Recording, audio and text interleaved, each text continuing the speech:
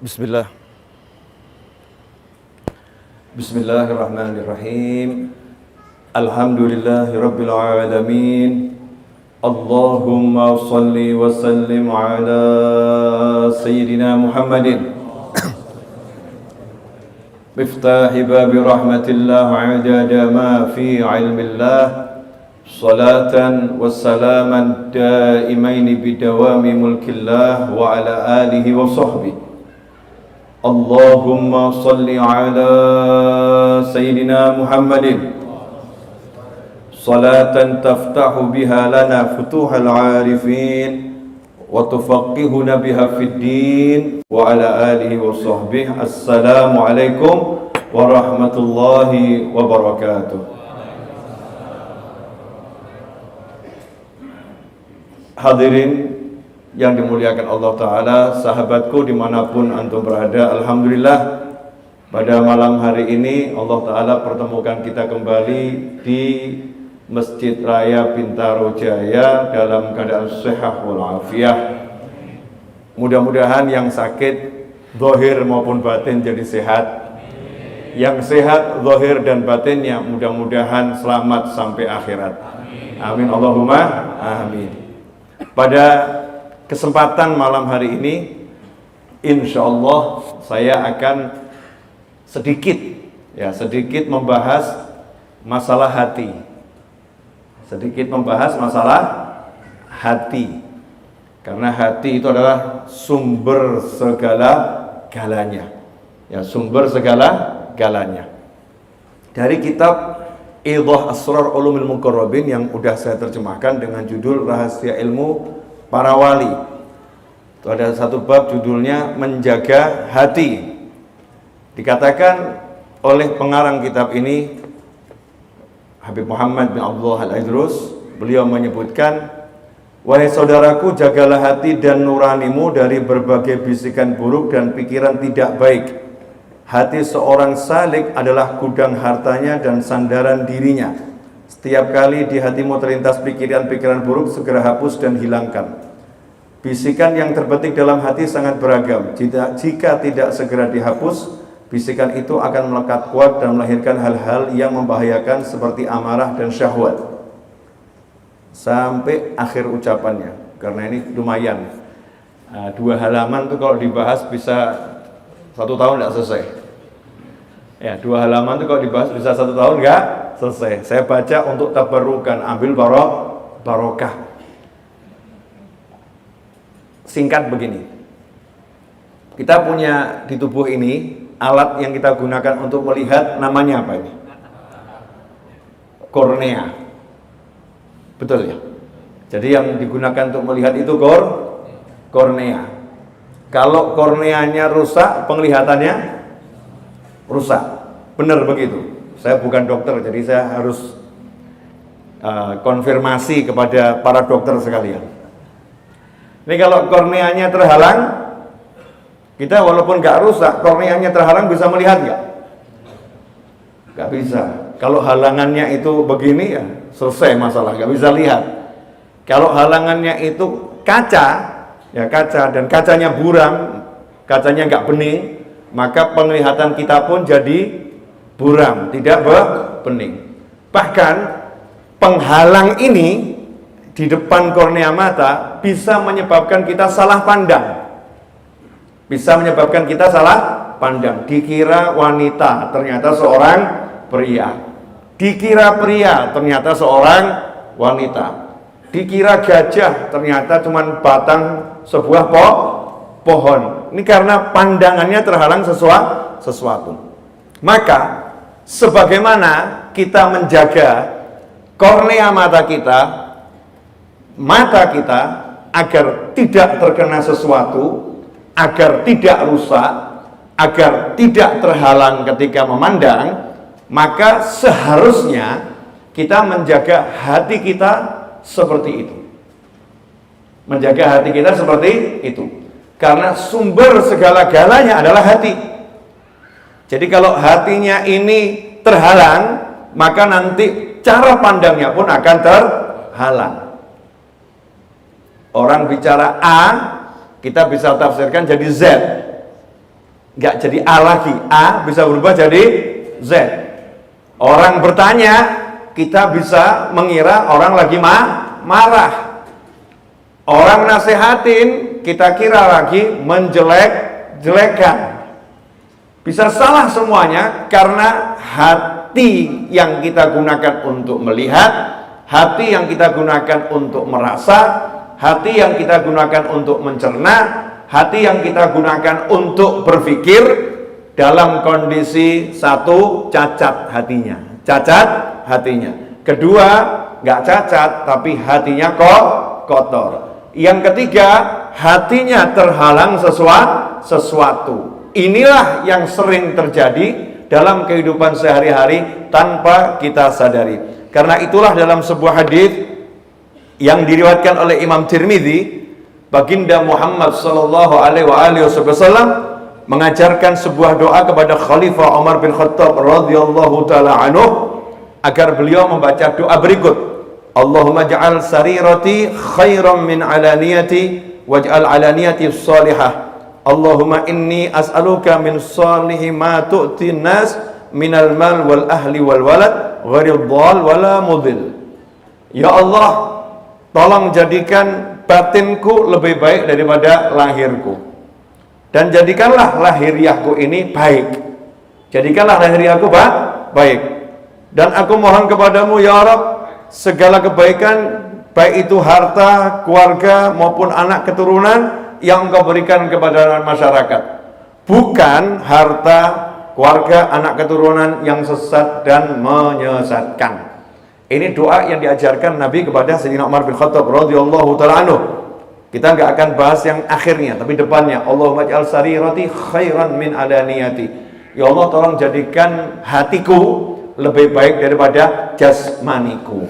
Nah, masalahnya dalam kehidupan ini, jujur saja ya, kita ini suka cek hati atau cek wajah?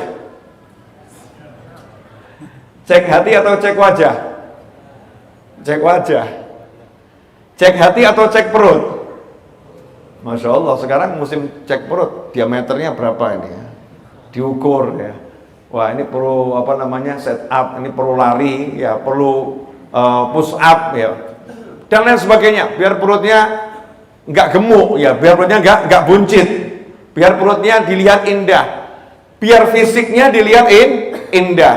Itu yang saat ini kita lakukan dalam kehidupan sehari-hari, sehingga kita mengontrol makan kita ini ditimbang sekian, ini diukur sekian, jangan makan ini, jangan makan itu, jangan makan itu, makan ini saja, ini jangan banyak-banyak. Semua gara-gara apa? Agar penampilan kita lihat enak, dilihat orang lain juga enak. Kita rasa enak dan orang lain melihat kita pun jadinya enak. Itu sesuatu yang oke, baik, nggak jadi masalah. Tapi masalahnya sehebat apapun fisik kita, kalau hati kita rusak, maka sia-sia. Saya sering ngasih contoh begini, gak usah ngurus orang lain, tapi coba kita ingat diri kita sendiri ya. Pernah enggak kita ini dalam keadaan sehat, segar, ya, duit banyak, kurang apa lagi itu? Sehat, segar, duit banyak. Ini seorang misal ya, seorang suami. Karena di sini banyak laki-laki. Banyak laki-laki. Mungkin pemirsa di rumah yang lagi nonton dan ikut ngaji juga laki-laki mungkin. Sehat, segar, duitnya banyak. Dalam perjalanan pulang terlambat. Terlambat, bawa duit banyak, badannya sehat, segar, senang. Tiba-tiba ditelepon istri. Jam segini kok belum nyampe rumah, kenapa? Jawab, macet. Enggak, saya lihat dari Google rutemu enggak macet kok, biru. Saya mau nanya, jadi segar atau mulai berkurang segarnya? Jadi semangat atau agak loyo? Ini para suami yang ditanya kok nggak berani jawab, kenapa ini? Semangat atau agak loyo? Jujur saja.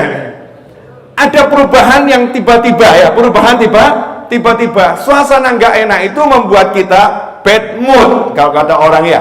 Suasana hati nggak enak.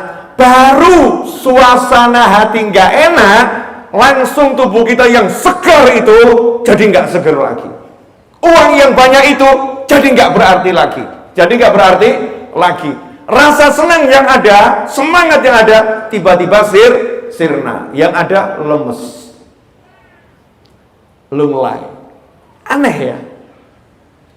Emang ada yang salah dengan protein kita? Enggak. Gizi kita? Enggak. Ekonomi kita? Contoh tadi duitnya banyak? Enggak. Ketampanannya? Oh, pria tampan kok. Enggak. Lantas apa? Hatinya dikit saja dengar berita yang enggak enak, kalimat yang enggak enak, langsung goyah. Sehingga fisiknya enggak mampu lagi menampung resahnya hati. Hatinya resah, fisiknya ikut resah. Nah, bagaimana caranya agar kalau ada begitu nggak ngaruh gitu loh ke hati? Nyantai saja. Itu di GPS saya lihat biru. Oh iya, biru karena engkau mandang penuh cinta. Santai jawabnya, enak. Muni kamu ini, ya. Kalau kamu pengen tahu aku kena macet atau tidak, gampang, nggak usah repot-repot. Silahkan. Pakai mobilmu, aku tunggu di sini, jemput aku. Selesai. Itu nyantai orangnya. Kenapa nyantai orangnya? Karena hatinya kuat. Nah, yang terjadi di masyarakat ini kebanyakan manusia saat ini hatinya nggak kuat. Hatinya lemahnya luar biasa. Kenapa hatinya lemah? Karena hatinya tidak diberi makan. Hatinya nggak diberi minum. Hatinya nggak dikelola, sibuk mengelola wajah, sibuk mengelola perut, sibuk mengelola body fisik, bahkan bukan dirinya, sibuk mengelola motornya, sibuk mengelola mobilnya, sibuk mengelola ruang tamunya, sibuk mengelola kamarnya, tapi hatinya tidak dikelola. Ini kebanyakan yang dilakukan kita di akhir zaman ini. Sehingga hasilnya apa? Sedikit saja yang gak enak, hancur kita, remuk. Kalau kata almarhum Didi Kempot, ambiar gitu. Hancur loh, lebur tuh. Sudah habis-habisan tuh, hatinya ambiar. Udah gak bisa apa-apa lagi, ambiar loh. Ambiar tuh udah gak bisa ditambal, gak bisa dilem lagi, gak bisa. Namanya juga ambiar, hancur jadinya. Nah, yang dilakukan oleh para ulama, oleh kaum solihin, ketika mendidik murid-muridnya adalah menjaga hati. Jangan sampai hatinya ambiar. Jangan sampai hatinya itu kalau tergores, lukanya nggak cepat sembuh. Jangan sampai hatinya ini mudah jatuh ketika dipukul. Caranya bagaimana? Yang nomor satu seperti yang diajarkan Nabi kepada Sayyidina Umar bin Khattab radhiyallahu ta'ala anhu, minta sama Allah Ta'ala. Minta sama Allah. Kita ini sekarang punya kebiasaan meninggalkan Allah. Allah tuh nanti saja, kalau darurat baru ngomong sama Allah. Kalau kepepet baru ngomong sama Allah. Seakan-akan kita bisa berjalan sendiri. Padahal sederhana, ngomong saja sama Allah. Itulah yang diajarkan oleh Nabi Muhammad SAW kepada para sahabatnya. Sekelas Khalifah Umar bin Khattab radhiyallahu ta'ala anhu, yang kalau lewat satu jalan, setan ngungsi cari jalan yang lain. Artinya hatinya luar biasa, hatinya super bercahaya, manusianya kuatnya luar biasa. Itu pun diajarkan oleh Nabi untuk baca doa, Allahumma ij'al sarirati khairan min alaniyati waj'al alaniyati salihah. Ya Allah, jadikan hatiku lebih baik daripada jasmaniku, dan tolong jadikan jasmaniku ini baik, taat sama Allah Subhanahu wa ta'ala. Sementara kita ini yang hatinya amburadul, lahirnya juga nggak jelas, nggak minta sama Allah agar hatinya dijadikan baik. Ini kesalahan fatal, dan itu bukti kalau kita tidak mengelola hati kita dengan sungguh-sungguh. Sampai di sini jelas? Ini belum loh ya, baru mukadimah. 15 menit nih ya, 15 menit ini mukadimah biar biar paham apa yang mau saya sampaikan pada waktu antara maghrib dan isya kali ini, yaitu mengelola hati. Ini yang duduk sama saya ini, saya duduk sama antum, antum duduk sama saya. Pangkatnya di sisi Allah beda-beda. Kalau insya Allah semua diampuni, insya Allah. Yakin itu kan orang hadir majelis pulang pasti maghfur, ya. Ankumu maghfuran lakum. Malaikat ngumumkan, gak nanggung-nanggung. Ada malaikat khusus yang tugasnya itu mengumumkan ankumu maghfuran lakum. Silahkan pulang, dosa kalian sudah diampuni oleh Allah Subhanahu wa ta'ala. Amin, pasti itu. Tapi jadi masalahnya, dosanya diampuni, tapi suntuknya kok tetap masih mudah hinggap ya. Dosanya diampuni, tapi kok mudah lemes ya, lemes ya. Dosanya diampuni, tapi kok mudah jatuh ya. Ada apa ini? Karena antara dosa diampuni dan kekuatan hati setiap manusia itu beda. Makanya ada orang yang duduknya sama tapi pangkatnya beda. Yang satu pangkatnya naik 1000 derajat, yang satu pangkatnya cuma naik 2 derajat, yang satu pangkatnya naik 20.000 derajat. Beda-beda. Dari mana? Hatinya. Sebagaimana disampaikan oleh Nabi Muhammad sallallahu alaihi wasallam, Rasul menyatakan, "Ma sabaqakum Abu Bakrin bi katsiri shaumin wala salatin, walakin bi syai'in waqara fi sadrih." Kata Nabi Muhammad SAW, Abu Bakar As-Siddiq radhiyallahu anhu tidak mengungguli kalian karena banyak puasanya, banyak sholatnya, akan tetapi karena sesuatu yang tersimpan melekat kuat di dalam hatinya. Sesuatu yang melekat kuat di dalam hatinya.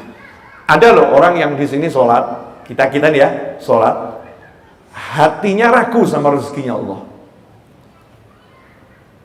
Ada enggak? Ya kita yakin, kalau suruh ngomong yakin, rezeki dari Allah yakin. Begitu baca WA, Anda dipecat. Yakin atau lunglai? Lunglai. Besok gimana ini? Lusa gimana? Oh, aku pengangguran sekarang ini. Lunglai dia. Berarti hatinya ini ragu tanpa disadari. Wah, ada yang sholat hatinya yakin yang luar biasa, rezeki itu dari Allah Subhanahu wa ta'ala. Sama-sama sholat tapi nilainya beda. Kenapa nilainya beda? Yang satu sholat dengan yakin total pada Allah ta'ala, yang satu sholat yakin sama Allah, tapi kalau dipecat ya gimana gitu ya. Gimana gitu ya. Ada lagi yang yakin, yang maha menyembuhkan Allah ta'ala, tapi begitu badannya gak enak ke dokter, disuruh cek lab, ternyata terindikasi penyakit yang sangat langka dan gak ada obatnya. Lemes atau gak lemes? Lemes. Kenapa lemes? Hatinya. Ya, hatinya. Sementara ada yang satu nyantai-nyantai saja. Alah cuman penyakit, paling resikonya mati. Gitu aja kok repot. Dah punya istri dinikmati, punya anak dinikmati. Nanti kalau waktunya ya mati, siapa tahu yang mati istri duluan. Masya Allah. Ini easy going kata orang ya, easy going, nyantai. Orangnya nyantai. Kenapa? Hatinya beda. Ya hatinya beda. Ini loh, unggulnya manusia tuh di situ. Wali itu diangkat jadi wali bukan karena banyak sholat sunnahnya, bukan. Mungkin kita sholat sunnah lebih hebat dari para wali, mungkin. Cuman hati kita lebih busuk dari beliau-beliau. Para wali mungkin sholat sunnahnya cuma witir 3 rakaat, mungkin diangkat jadi wali Allah. Sementara kita yang sholat sunnahnya witir 3 rakaat plus sholat tahajud 100 rakaat. Kok nggak dilantik-lantik jadi wali, kenapa ya? Oh ternyata hatinya masih punya dendam kepada orang lain. Suruh maafkan saja susahnya luar biasa. Sementara yang diangkat jadi wali tadi udah disakiti, dicaci, dimaki, dihina, dirusak nama baiknya. Orang-orang bingung, dia tenang saja. Kenapa kalian bingung? Namamu rusak. Di mana rusaknya? Di masyarakat. Emang gua pikirin, yang penting kan di Allah gak rusak. Itu dia yang fitnahkan. Oh gak apa-apa, gak jadi masalah. Kenapa? Allah ngerti aku bagaimana kok. Kan yang terfitnah paling aku di hadapan manusia. Di hadapan Allah kan aku baik-baik saja. Gitu aja kok repot. Atas bagaimana sikapmu dengan dia? Mudah-mudahan masuk surga bersama. Enak bener itu. Mudah-mudahan masuk surga bersama. Hatinya ini, hatinya. Makanya Kalau kita mau naik pangkat cepat, ya ini dikelola hati. Hati ini dikelola. Nah repotnya sekarang udah sholat sunnah hampir nggak pernah, puasa sunnah Allah setahun sekali, ya sodakoh itu terpaksa, ya sodakoh terpaksa itu pun pilih angka yang paling sedikit, dan kalau uang receh yang paling jelek, masya Allah hadir majelis karena diajak tetangga nggak enak nggak datang. Udah pol-polan begitu, hati kita busuk pula, masya Allah. Hati kita busuk pula. Imam Syafi'i radhiyallahu ta'ala mengatakan, uhibbus salihina wa lastu minhum. Aku cinta orang soleh, tapi aku belum masuk dalam kelompok mereka. Aku tidak dalam kelompok mereka. La'alli an anala bihumus syafa'ah. Aku berharap mudah-mudahan berkat cinta orang soleh, aku nanti dapat syafaat beliau-beliau. Wa akrahu man tijaratuhul ma'asi. Dan aku benci orang yang perdagangannya maksiat. Orang yang suka maksiat aku benci. Walaupun nasawaan fil bidha'ah, meskipun aku dengan dia, kami ini perdagangannya sama, aku juga ahli maksiat. Ulama bahas apa maksiatnya Imam Syafi'i, dan bagaimana beliau bisa mengatakan aku bukan orang soleh, padahal beliau kalau Ramadan satu hari itu sholatnya 2 kali khatam Al-Quran, 1 pagi 1 malam, itu yang sholat. Yang di luar sholat lain lagi. Padahal ilmunya diikuti oleh umat manusia di seluruh penjuru dunia. Bagaimana mempelajari Al-Quran dan Sunnah sehingga merumuskan hukum-hukum Allah jadi ilmu fikih. Sampai sekarang kita pun pakai madhabnya Imam Syafi'i. Tapi beliau kok bisa punya hati yang seperti itu ya? Hatinya nggak ada sombong, hatinya nggak ada perasaan lebih hebat dari orang lain, hatinya nggak ada menghina orang. Aku cuma nggak suka maksiat. Kalau orangnya nggak pernah aku benci, sama aku dengan dia, sama-sama ahli maksiat. Maksiatnya di mana? Hatinya nggak ada benci sama orang, hatinya nggak ada musuh sama orang. Pernah Imam Syafi'i radhiyallahu taala anhu itu jalan naik dokar ke pasar. Dokar itu bendi ya. Kalau di Jakarta namanya apa? Hah? Delman ya, macam-macam lah ya. Tergantung. Ini di Tangerang apa namanya? Kadang-kadang saya lupa kalau Bintaro itu Tangerang ya. Delman juga sama. Nah ini naik Delman. Tujuannya contoh ya, dari MRBJ menuju BXting. Ya, Bintaro BXting betul kan ya? Nah, udah gitu pokoknya. Kontraknya harganya 10.000 misal ya. Naik Delman ke sana. Di tengah jalan Imam Syafi'i belum sampai BXing, baru sampai belokan itu ya, belokan underpass itu ya. Mau turun ke bawah, ingat kalau tongkat beliau atau dikatakan cambuk beliau jatuh, dan jatuhnya kebetulan di depan Living Plaza. Apa kata Imam Syafi'i? Pak, tunggu di sini. Beliau turun, kemudian beliau jalan kaki ke Living Plaza, ambil cambuknya, kemudian kembali ke Delmannya. Setelah itu, yuk lanjutkan perjalanan. Ditanya sama tukang Delmannya dan sama orang-orang, lu kenapa tadi Delmannya nggak suruh balik? Ngambil. Lah tadi kan kontraknya dari MRBJ sampai BXC, nggak ada kontrak MRBJ sampai underpass kembali ke Living Plaza, kemudian balik lagi ke BXC. Ini berarti saya nggak jujur dalam perdagangan, nanti ditanya sama Allah Subhanahu wa Ta'ala. Dan kalau mau bayar lagi mah nggak ada uang sudah nggak ada. Ini hatinya seperti apa itu? Hati yang betul-betul detil, ya betul-betul detil merasa dilihat sama Allah Subhanahu wa Ta'ala. Ini loh yang seharusnya kita miliki. Nah sementara kita sholat pun nggak merasa dilihat Allah. Jelas sholat ya, Allahu Akbar, seharusnya kan nggak mikir yang lain ya. Di depan Allah masih mikir yang lain. Saya mau kasih contoh begini, Bu, biar paham yang saya pakai contoh ibu-ibu ya Bu ya. Boleh ya Bu? Suamimu duduk berdua denganmu. Terus suamimu ngomong kepadamu, menyebut namamu, misal namamu Fulanah yang kucinta. Tapi matanya melirik melihat wanita di sampingmu. Kira-kira gimana Bu? Bu, kira-kira gimana Bu? Tonjok. Sadis ibu. Colok matanya kita tadi, culak gitu ya. Dan ini bukan cuma ngelirik wanita di sampingmu ya, bahkan main mata. Main mata. Kasih kode-kode, enaknya diapakan? Apa? Dirajang. Lebih ekstrim lagi gitu ya. Nah ini kita sama Allah Ta'ala, Allahu Akbar, kita main mata sama yang lain. Jelas-jelas di hadapan Allah, dilihat Allah, Allah ngerti, kita main mata sama yang lain. Hati kita ini model apa ini? Model apa hati kita? Dan kita nyantai saja, enjoy saja. Assalamualaikum warahmatullahi wabarakatuh. Assalamualaikum warahmatullahi wabarakatuh. Yes, sholat selesai. Insyaallah. Ini sebetulnya parah. Makanya para ulama mengatakan kalau kamu mau tahu kondisi hatimu baik atau buruk, nggak usah cari dokter yang repot-repot. Nggak usah cari ulama untuk ngecek, nggak usah. Cukup kamu sholat, kamu cek. Kalau kamu sholat nggak bisa khusyuk, berarti hatimu busuk, selesai. Kalau kamu sholat nggak bisa khusyuk, berarti hatimu busuk. Nah, berarti semakin baik hati kita, semakin khusyuk. Maka prosentase khusyuknya sholat itu ukuran kebaikan hati. Karena itu dikatakan inna sholata tanha 'anil fahsya'i wal munkar. Sholat itu mampu mencegah seorang dari perbuatan buruk, fahsya wal munkar, dari zina dan semacamnya, dan perbuatan mungkar. Kalau sholatnya benar, hatinya ikut sholat, matanya ikut sholat, telinganya ikut sholat, semua kujur tubuhnya ikut sholat. Tapi ternyata sekarang kita ini tubuh aja nggak ikut sholat kok. Sholat, Masya Allah, Allahu Akbar. Sholat kita ini kalau dibawa zaman Nabi Muhammad SAW, sahabat bingung. Ini sholat niru siapa ini? Karena nggak ada sahabat sholat badannya bergerak, nggak ada. Mohon maaf dengan segala hormat.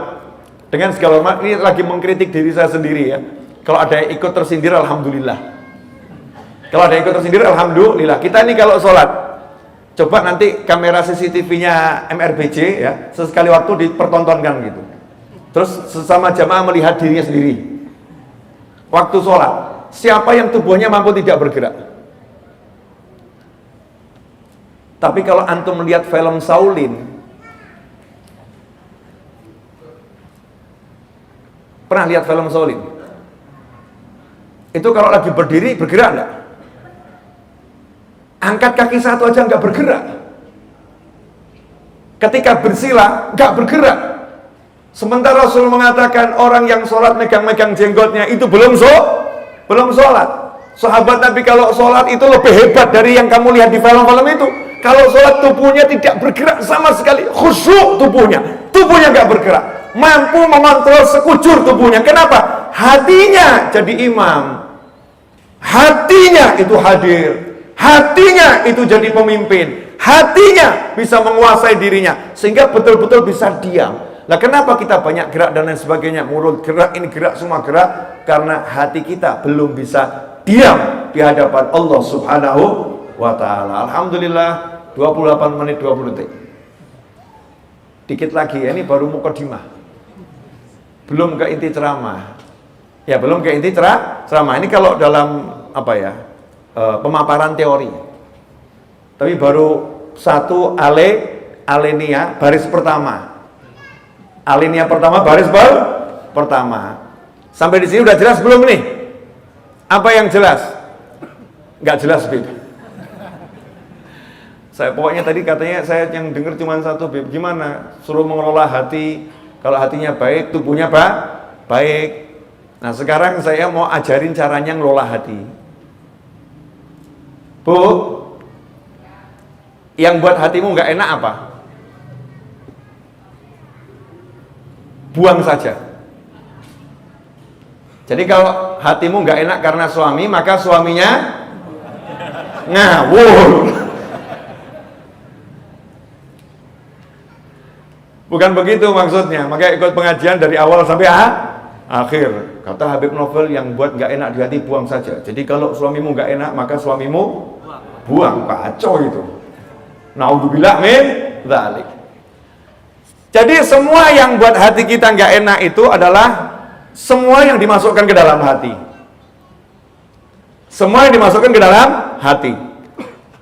Makhluk nih, ciptaan Allah dimasukkan ke dalam hati, pasti akan membuat nggak enak. Contoh, nih, gelas ada airnya. Gelas ada airnya. Kalau saya masukkan ke dalam hati saya pengen minum air ini. Air ini saya dambakan. Saya masukkan ke dalam hati. Belum sempat saya minum, kesenggol, jatuh. Hati saya bagaimana? Ada. Betul. Ini contoh sederhana. Handphone. Kalau handphone ini saya masukkan ke dalam hati, Sony Xperia 4 atau berapa ini ya? Yang paling baru tuh ya. Lumayan sih, cuma 26 juta. Iya, sombong dikit gak apa-apa gitu ya. Maksudnya bukan sombong gak boleh ya. Tahadutan binikmah. Kalau buat cari ilmu, buat ngajar ya cari yang terbaik. Jangan buat selfie. Hai guys. Bukan. Tidak akan ketemu insya Allah yang begitu. Tapi buat majelis ilmu, cari yang terbaik. Ini kalau saya masukkan di hati saya, kok panitia kesini kesenggol, tak pecah. Itu wajahnya saya hafalkan terus.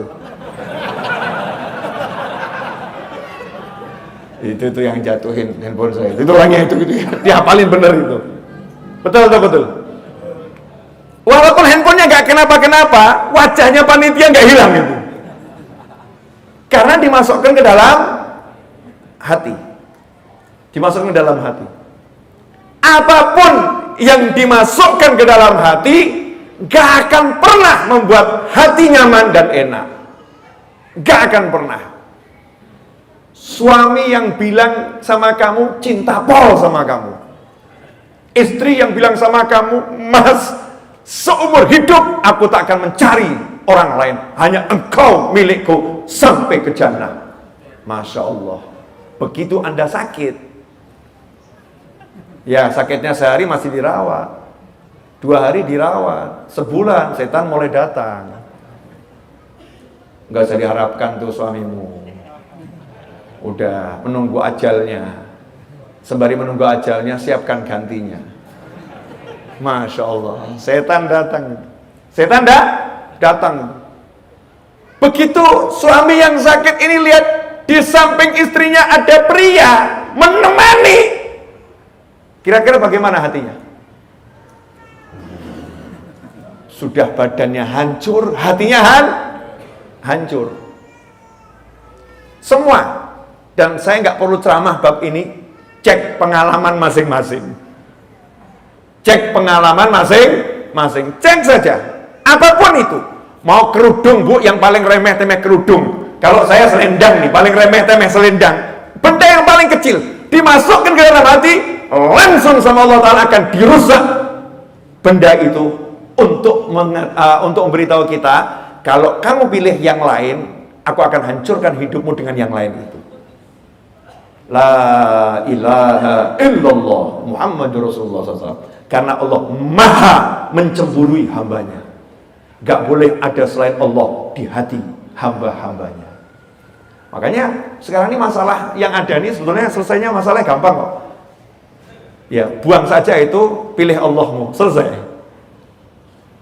Jangan dimasukkan ke hati gitu ya, pilih Allahmu. Suami mau senangkan istri, senangkan saja karena Allah itu. Jangan karena kata-kata dan kalimat-kalimat dan kata-kata sampaikan, tapi itu karena Allah, sehingga ketika responnya itu tidak seperti yang diharapkan. I love you, aku tresno marang awakmu, aku cinta kamu, dengan sekian banyak bahasa lewat Google Translate. Zaman sekarang kali ya. Sampaikan. Ternyata responnya cuman segitu, kamu bisanya. Cuman gitu. Kalau gitu mantanku udah lebih hebat dari kamu. Masya Allah, suaminya dibegitukan. Hancur atau enggak hancur? Enggak. Mau suaminya udah hatinya ke Allah. Enggak apa-apa, Dik. Kalau kamu belum bisa menerima cintaku, enggak masalah. Yang penting Allah menerima cintaku untukmu. Masya Allah. Tenang dia. Karena dia semua ke Allah. Allah. Ya, dia Allah, terus ke Allah. Nah sementara kita enggak, semua ditumpuk dimasukkan ke dalam hati, semuanya. Allahnya ditaruh di luar. Allahnya ditaruh di luar. Allahnya enggak pernah dihadirkan. Allahnya enggak pernah dilibatkan. Allahnya enggak pernah diutamakan. Allahnya enggak pernah dijadikan nomor satu. Allahnya enggak pernah dijadikan sandaran. Allahnya enggak pernah dijadikan Tuhan dalam dirinya. Tuhannya bukan Allah, meskipun mengucap la ilaha illallah, ternyata yang dia andalkan hartanya, pikirannya, kawannya, sahabatnya, koleganya, tabungannya, kemampuannya, dan lain sebagainya. Semua itu ditaruh dalam hati, Allahnya ditaruh di luar. Maka udah pasti Allahnya marah. Ya, Allahnya marah. Nah, ini yang menjadi problem di akhir zaman. Kita ini nggak tahu gitu loh. Memang betul-betul nggak tahu salahnya di mana ya. Saya coba mempelajari salahnya di mana. Wong semuanya orang baik kok. Tapi kok jadi hatinya semakin lemes. Ternyata kita selama ini ada yang salah dalam proses belajar kita. Ada yang salah dengan proses belajar kita. Kita belajar terlampau mengandalkan yang namanya usaha. Mengandalkan usaha. Padahal Pancasila, sila pertama itu bukan usaha. Sila pertama apa? Ketuhanan yang Maha Esa. Ketuhanan yang Maha Esa. Udah diajarkan, Pancasila aja ngajarin ketuhanan yang Maha Esa. Surat Al-Ikhlas mengajarkan Qul huwallahu ahad. Katakanlah ketuhanan satu, hanya Allah, nggak ada yang lain. La ilaha illallah. Qul huwallahu ahad. Katakan hanya ada Allah yang Maha Esa, yang Maha Satu, Allah, nggak ada yang lain. Tapi sementara kita nggak ngomong begitu. Yang ada, mau kaya kamu harus sekolah tinggi. Nanti kalau kamu sekolah tinggi, kamu pinter, kamu bisa kerja bagus, kamu bisa kaya. Untuk yang berpendapat seperti ini, saya katakan kasihan. Mau kaya nunggu usia 25 tahun. Saknorek. Betul ya? Mau kaya nunggu usia 25 tahun. Kasihan. Sementara Nabi kita Muhammad SAW sejak remaja sudah kaya raya. Mau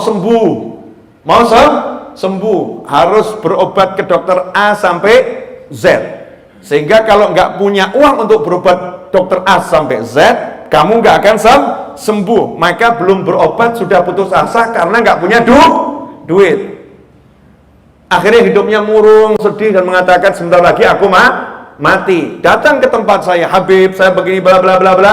Saya jawab, kamu mau mati aja kok nunggu sakit. Nggak perlu sakit, kamu juga akan mati. Mau hidup kok dirusak dengan kata mau mati. Lebih baik kamu hidup sekarang, nggak usah kamu tunggu, nanti mati datang sendiri. Selesai. Tapi nanti sekarang ini, mau kaya harus begini, mau sehat harus begini, ini yang remaja ini Masya Allah, ini banyak nih kasus di WA saya ini.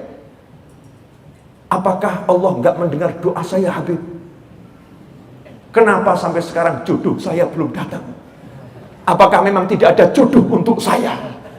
Saya suruh jawab begini ya, termasuk bodoh juga saya. Ya saya baca ini jawabannya ini ya, jawabannya ini. Mohon maaf ya, kita ini buta atau enggak buta sih? Bu, nanya ya Bu, wanita itu banyak atau sedikit? Bapak-bapak nanya, pria itu banyak atau sedikit? Banyak, walaupun wanita lebih banyak, betul. Jadi sebetulnya menikah itu mudah atau susah? Mudah. Yang susah apa? Kamu nggak mau ngomong, gitu aja kok repot. Saya jamin kamu berhenti di perempatan itu, Living Plaza itu ya, ada perempatan di situ, kemudian kamu pegang poster besar, siapa ingin menikah dengan aku? 1 bulan dapat. Dibuat susah gitu. Allah nggak mendengar doa saya. Kamunya yang buta, nggak melihat jodoh yang disiapkan Allah Ta'ala. Jadi kayak gini loh. Ini ilmu ya, ilmu pas nih, pas ilmu nih. Masya Allah, ini ilmu, ini mahal. Ini yang mau saya sampaikan mahal. Saya bilang sama panitia di Masjid Raya Bintaro Jaya, saya minta kopi. Kemudian panitia nunjuk, tuh, di depan MRBJ ada apa? Ada coffee shop, betul ya? Kemudian saya ngomong, saya ini pengen kopi, nggak dapat. Di meja udah disiapkan 10 jenis kopi. Terus saya ngomong, saya ini pengen kopi, nggak dapat. Panitianya tuli apa gimana sih ya? Kok nggak lihat keinginan saya? Ini saya nggak nyindir panitia loh ya. Nggak, saya nggak minta kopi soalnya. Kata jamaah yang hadir, Bib, kopinya banyak. Di sini ada, di sana ada. Ya ambil. Kalau kamu nggak ngambil, bukan nggak disediakan, tapi yang ada kamu buta, nggak bisa melihat. Paham maksudnya? Paham? Jadi yang mengatakan kenapa saya minta jodoh kok nggak dapat, yang ada itu kamu nggak mau ngambil. Wedok turah-turah kok. Ya Bu ya. Ya semua minta sama Allah Ta'ala, tapi ya obah gitu loh ya. Bergeraklah, ambil. Yai Ustadz Habib, cari kerjaan kok susah ya? Saya bingung orang bilang cari kerjaan kok susah. Saya naik mobil dari Bintaro ini menuju Serpong, lewat lorong-lorong, Masya Allah. Itu setiap rumah buka toko itu. Ya buka toko kecil. Saya bilang pantas Indonesia ini makmur. Kenapa? Masyarakatnya nggak ruwet urusan kerja, nggak punya kerjaan, rumahnya jadi toko. Jual gula, jual teh, yang beli siapa nggak jelas, tapi jual. Betul kan ya? Kelihatannya siap ya menyambut rezeki. Lah kok ada satu orang masih gagah mengatakan cari kerja kok susah, nggak susah, kamu buta. Masya Allah, sampai saya bengok-bengok nih ya. Buta. Berhenti di perapatan situ ya. Kamu beli pisang, kamu goreng di rumah, berhenti di perapatan situ. Satu hari, pisang goreng halal, insya Allah habis. Kalau nggak habis, lapor saya akan beli. Betul ya? Insya Allah habis. Masalahnya ini, hatinya tadi itu loh. Hatinya, kemana hatinya? Kalau hatinya ke Allah, hidup tuh simple kok. Mudahnya luar biasa. Saya kemarin di acara majelis di Menara 165 saya sampaikan begini. Nabi Ibrahim itu ngajarin doa yang menurut orang yang menggunakan akalnya zaman sekarang, doanya Nabi Ibrahim saat itu irasional, gak masuk akal. Kenapa? Istri dan anaknya ditaruh di padang Sahara atas perintah Allah Ta'ala, di mana di padang Sahara nggak ada kehidupan di sana, nggak ada apa-apa, bekalnya cuma air sedikit, kurma beberapa butir, yang artinya berapa hari lagi airnya habis, kurmanya habis, dan kemungkinan besar akan mati. Kemungkinan besar. Nabi Ibrahim doanya aneh. Ya Allah, aku letakkan anak keturunanku di situ ya Allah, agar nanti di situ muncul anak keturunanku yang banyak, mereka jadi orang-orang yang mendirikan sholat. Kalau kita di samping Nabi Ibrahim, kita ya akan protes tuh. Nabi Ibrahim doanya kok nggak masuk akal ya? Kenapa? Ini aja hidup belum tentu kok, terus punya anak pinak nih dari mana? Betul ya? Setelah itu apa? Ya Allah, tolong kirimkan makanan. Ini nggak ada makanan untuk mereka. Kirimkan makanan untuk mereka. Maka kita akan ngomong, Nabi Ibrahim mohon maaf, yang mau ngirim siapa? Lalu nggak ada yang tahu, anak istrimu di sini nggak ada yang tahu. Dan kalau ada yang tahu, belok aja nggak mau. Siapa yang mau ngirim? Kemudian ditambah lagi, tolong kirimkan orang-orang ke sini, berduyun-duyun datang ke sini dan jatuh cinta kepada anak keturunanku. Tahwi ilaihim, jatuh cinta pada anak keturunanku. Kita kan ngomong, siapa yang mau ke sini? Batu nggak ada air, padang Sahara, tempat gak jelas, siapa yang mau? Gak masuk akal. Sebentar lagi mati. Tolong please, kalau doa yang masuk akal, doakan husnul khotimah lebih pantas. Mungkin kalau kita pakai akal kan begitu ya, pakai akal begitu. Akal yang nggak ada iman, akal yang nggak kenal Allah, akal yang dididik bukan dengan la ilaha illallah, akal yang dididik dengan sebab akibat, tapi la ilaha illallahnya dihilangkan. Tapi akalnya orang yang beriman lain. Simple. Aku punya Tuhan. Ini mahal nih. Kalau antum paham ini, hidup enak. Aku punya Tuhan. Tuhanku yang punya semuanya. Betul? Saya kasih contoh begini. Saya punya kenalan. Kenalan saya yang punya misalnya ya, punya rumah sakit di seluruh Jakarta. Kenalan saya yang punya semua mall di seluruh Jakarta.